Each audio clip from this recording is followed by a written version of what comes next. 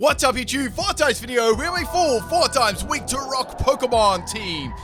Damn, we haven't done a 4 times week Pokemon team for ages.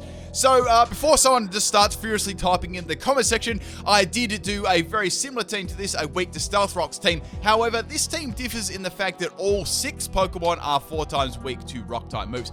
Speaking of rock Pokemon, what is your favorite rock type Pokemon? Mine would have to probably be, I like Aggron. Let's go with Aggron, but what is yours? Leave below in the comment section, and if you'd like to. Speaking of likes, people, let's see if we can shoot for 1,000 on this video. We got a triple battle special today. This battle is against Wolfram on my Discord. Discord is in the description there, and anyone is welcome to join. Alright, so they're leading off with the Lantern.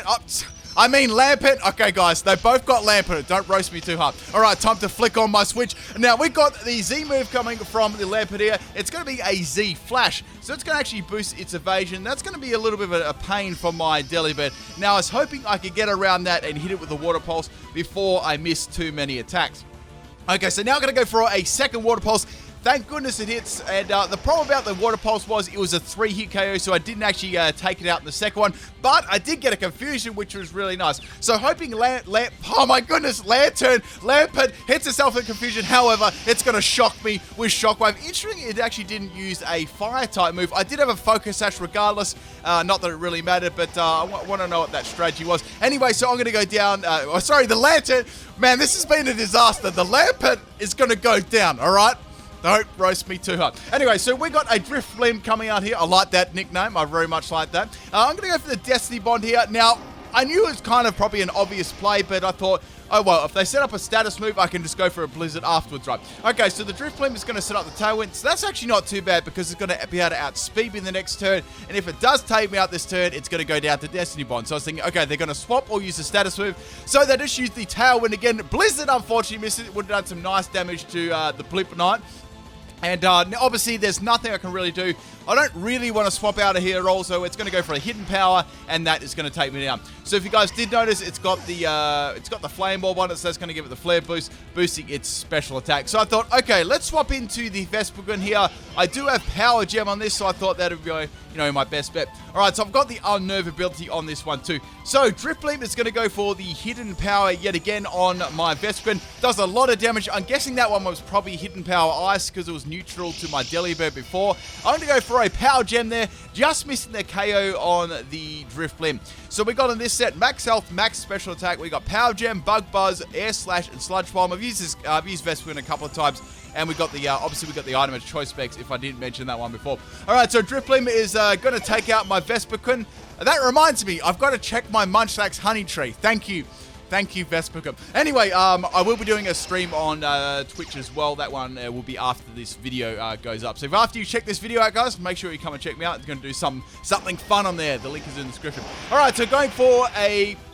I nearly said going for a Flare Boost, but we're going to go for a Flame Charge on the Drifblim, and that is going to take it out.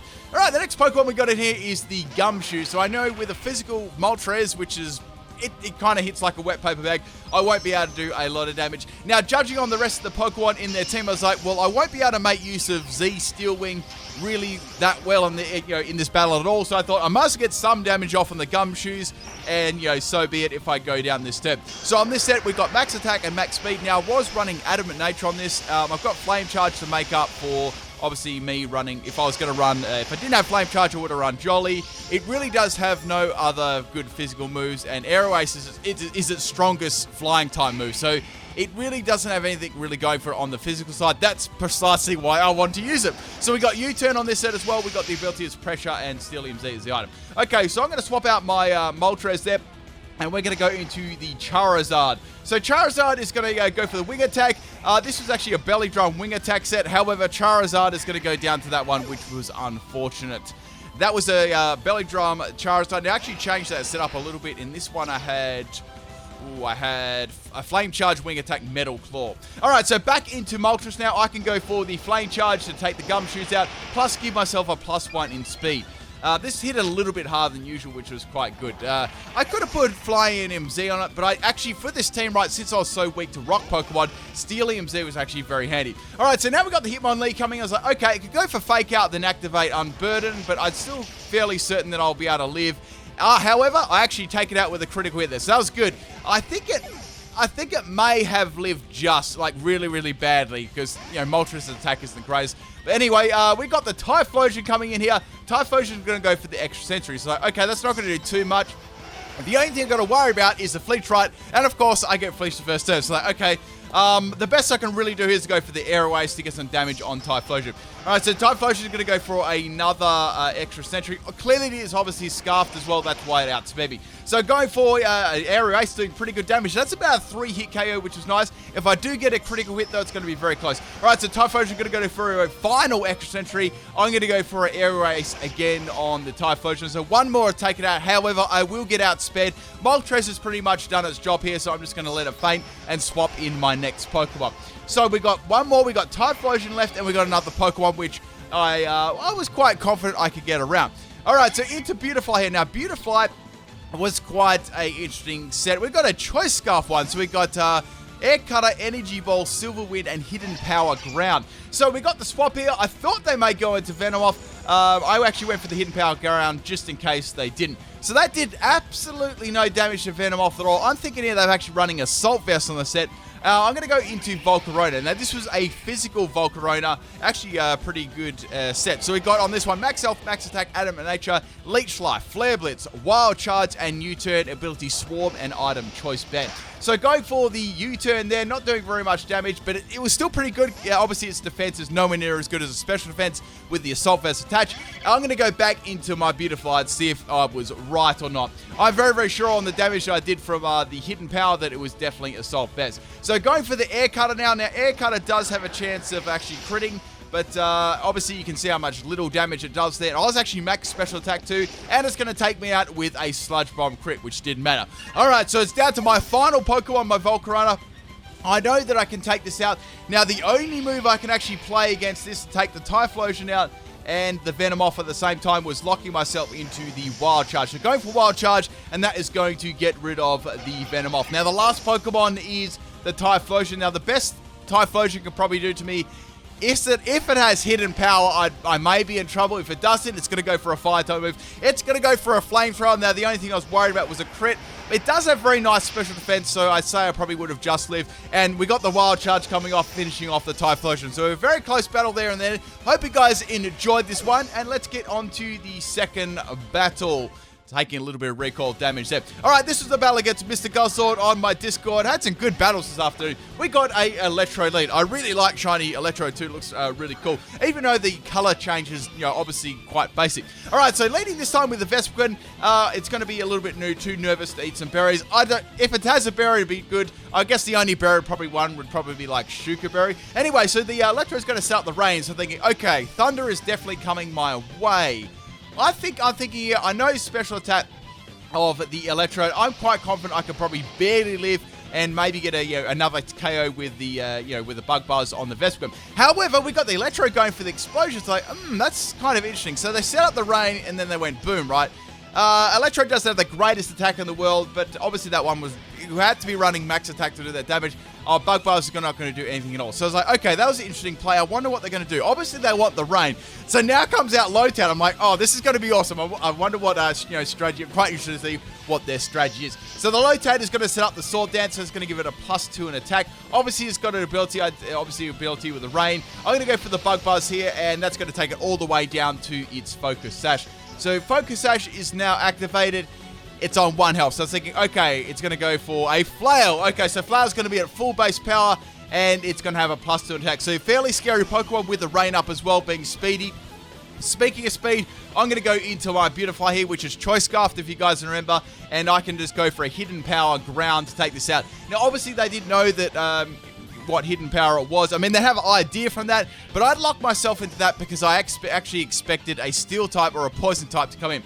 Alright, so we got the Trubbish coming in here. I was actually thinking another Pokemon could come in, but this is alright too. I was like, let's go for the Hidden Power Ground and see how much this does. It really does disappointing damage, obviously a low base power move, and this is clearly a Everlight Pokemon as well. So it's going to get a boost in its attack and drop its speed. I've got to take this thing out. It's going to become like way too bulky for me to even take out if it gets too many curses up. So Beautifly, we're going to swap that one out. I thought, maybe I could go to Delibird here. I might be able to get rid of it, the Destiny Bond or something like that.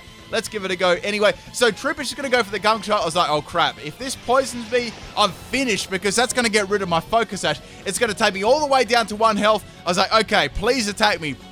This is going to be quite difficult to get around otherwise. So go for the Destiny Bond here, and thankfully it's going to go for the Drain Punch, and that's going to take my Delibird out, and it's going to take itself out with a Drain Punch as well. So that's good burying that Pokemon. All right, so Delibird's down, and down goes the Trubbish. So that one's down. So we got 4 more Pokemon left, and we got 3 Pokemon on the other side. So I've got a small lead at the moment. All right, so into Moltres now. I thought this would be a good prime opportunity to swap it in now that the rain has gone. And now we got the Bowser coming in, which is a Turtonator. Now, they actually were running a theme team as well. If you guys know what their theme team was, let me know in the comment section. Okay, so going for Air Waste, there really wasn't much I could do to this Pokemon. It's very bulky in defense. It's going to have Head Smash. Holy moly. There's no way. None of my Pokemon would have even lived that one. There was no way I could swap into anything. Head Smash is just going to dominate my Moltres, and that's going to go down. Now, my only saving grace with Head Smash is it has a lot of recoil damage, so that's going to be my way to take it out. It's also going to be a good that gets my team, but it's also going to be negative as well with the recoil. All right, so going to Beautifly now. I've got to go for the Hidden Power Ground to take this thing out, and that was probably just enough to take out the Turtonator. So I'm glad I got rid of that. That was the absolute nightmare for my team. However, there was one scary Pokemon left, as you guys will see. Speaking of scary Pokemon, we got Meggy coming out. I'm going to swap here because I'm actually locked into Hidden Power Ground. I wish I had a bug type move, so I thought let's go into Volcarona here and see what we can do. So the Inkay is going to go for the Superpower. Obviously, it's going to be a contrary set, which is going to boost its stats. So before it boosts its stats any higher, I've got to just get rid of it straight away, and we've got to make some Salt and Pepper Squid out of it. So go for the Leech Life here. This is the physical choice band of Volcarona, and since it's 4 times weak, it is going to go down in 1 shot. So that was good. Definitely good that I had a bug type move. Speaking of which, a lot of Pokemon that 4 times weak to rock, most of them are bug types, right? Alright, so now we got the Propass. Obviously, this Pokemon is a huge counter to my team, and they've done pretty, they've had to leave it all the way to last. If I got rid of this, I kind of hoped they brought this Pokemon earlier on, because I wanted to get rid of it with Destiny Bond or something like that, but that wasn't the case. So I've got to swap out there my Volcarona. It's going to go for a Power Gem, my Charizard, taking him out in 1 shot. I've got absolutely nothing to swap into this. I've got to do as much damage as possible. So back into Volcarona, I've got to go for a Flare Blitz. That's my strongest move on this Pokemon. Propass has very high defense as well, so I only had a neutral move to hit it with.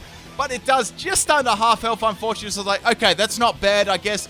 And now Propass is going to go for another Power Gem. That's going to take... Propass could 6-0 my entire team. The only good thing about it was it's not a fast Pokemon, right? So unfortunately, it actually has the leftovers, which gives it a little bit more health. My last Pokemon here is the Beautifly. My only hope now is to take it out with Hidden Power Ground. And if I don't, I'm toast. So go for the Hidden Power on the Propass, and it's just not enough damage to take it out. And now Power Gem is obviously going to take my Beautifly out, being 4 times super effective. But man, that was a really close battle. You guys got to see me coming up against Rock-type Pokemon too. We had the... especially the Propass, and we had that Turtonator, which was pretty scary too. But awesome battle. Hope you guys enjoyed that. Let's get on to the 3rd and final battle. This one was against Skylar. This one's actually done on my Twitch stream. So we got a Tapu Koko lead, and they actually are running a theme team too. So if you guys notice what this theme team is, let me know in the comment section. I want to see how observant you are. So we're going to lead things off with Delibird this time. It's going to go for a Thunder Shock. A Thunder Shock. Take me all the way down to my Focus Sash.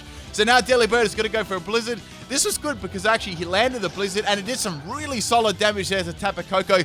And now it's going to finish me off with a Nature. This is actually really disrespectful, right? Because it's like finishing me off with a move that actually does set damage. That's a very mean thing to do. I'd never do that. All right, so now we're going to go into the Beautifly. This is actually Choice Scarf. I was hoping this would be fast enough to take out the Tapu.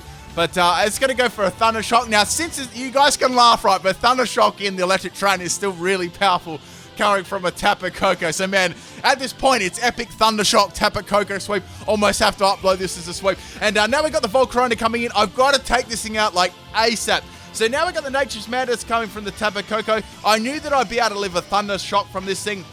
And it's going to do over half my health, or just the set damage to my health. And now I'm going to go for the Flare Blitz, and that is going to take the Tapu Koko out. Man, that was destroying my team.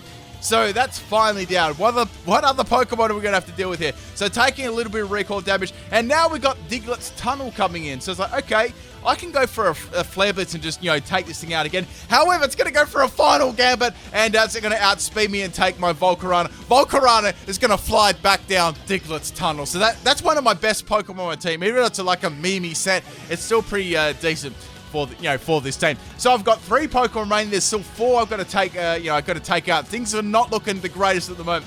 So now we're going to go into Vespiquen, and I've actually got a pretty good advantage here because if this Alolan Exeggutor does have Harvest ability, which it actually did, I found out after that, it won't be able to activate any berries in this matchup.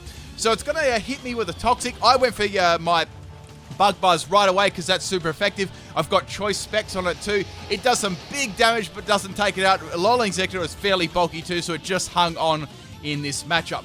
Now, they could swap out, but I was actually looking what team they had. I was like, nah, they're not going to swap out.